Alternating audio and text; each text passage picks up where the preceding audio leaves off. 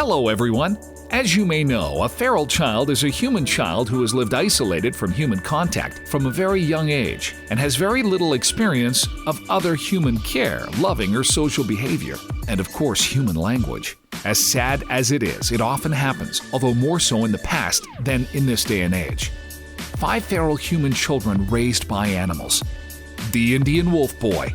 Dina Sanichar, one of the boys who lived at the Sakandra orphanage, is usually assumed to have been mentally subnormal. He was removed from a wolf's cave in 1867 when he was about 6 years old. Dina Sanichar was discovered when hunters in the jungles of Bulandeshar were astonished to see a boy follow a wolf into her den, running on all fours.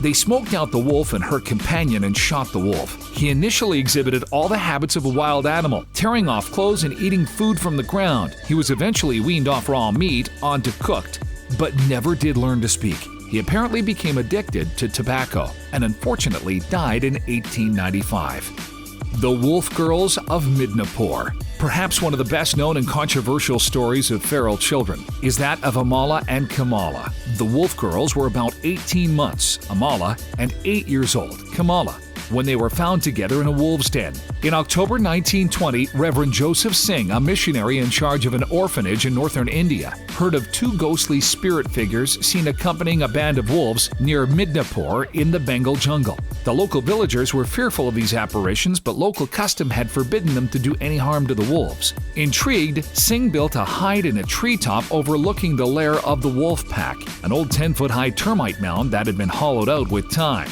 As the moon rose, Singh saw the wolves come out one by one, then sticking their heads out briefly to sniff the night air before bounding forward into the clearing, came 2 hunched and horrible human figures. The rest is history.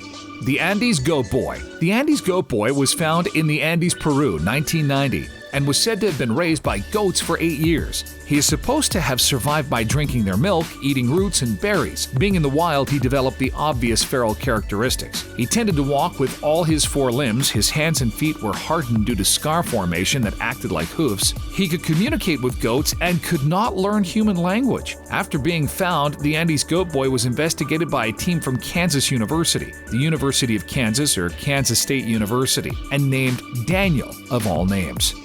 The Syrian Gazelle Boy. A boy aged around 10 was found in the midst of a herd of gazelles in the Syrian desert and was only caught with the help of an Iraqi army jeep because he could run at speeds of up to 30 miles an hour. Although terribly thin, he was said to have been extremely fit and strong, with muscles of steel. He was captured and bound hand and foot.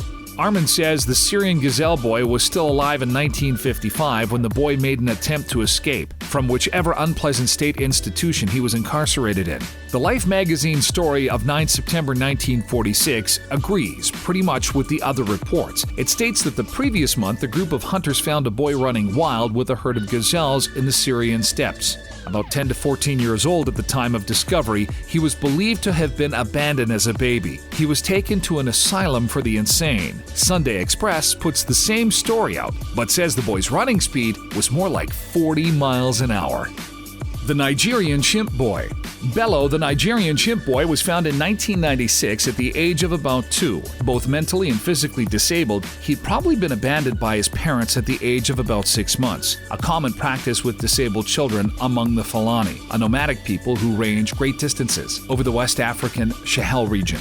Believed to have been adopted and raised by chimpanzees, Bello was found with a chimpanzee family in the Falgore Forest, 100 miles south of Kano in northern Nigeria. When the story reached the news agencies some 6 years later in 2002, Bello had been living at the Tundan Malaki Tori home in Kano. When first discovered, Bello walked like a chimpanzee, using his legs but dragging his arms on the ground. He would leap about at night in the dormitory, disturbing the other children, smashing and throwing things. 6 years later, Bello was much calmer, but would still leap around in a chimpanzee-like fashion, make chimpanzee-like noises, and clap his cupped hands over his head repeatedly. Bello unfortunately died in 2005.